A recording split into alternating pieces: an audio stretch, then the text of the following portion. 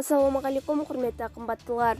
Ең соңғы жаңалықтарды алғашқылардың қатарында білгіңіз келсе, бейне астындағы лайк және подписация таңбаларын басып, біздің арнамызға жазылуды ұмытпаңыз. Егер сіз жазылған болсаңыз, онда біз бастадық. Алматының 100 көп қабатты үйіне күрделі жөндеу жүргізіледі.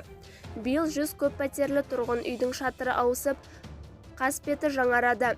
Кіреберістер мен инженерлік желілер жөнделеді, деп хабарлайды Бақ-Кызы қала әкімдігінің баспасөз қызметіне сілтеме жасап. 70 үйге жергілікті бюджет аясында жөндеу жұмыстары жүргізіледі. Басқа 30 көп қабатты үй қайтарымды қаражат есебінен жөнделеді.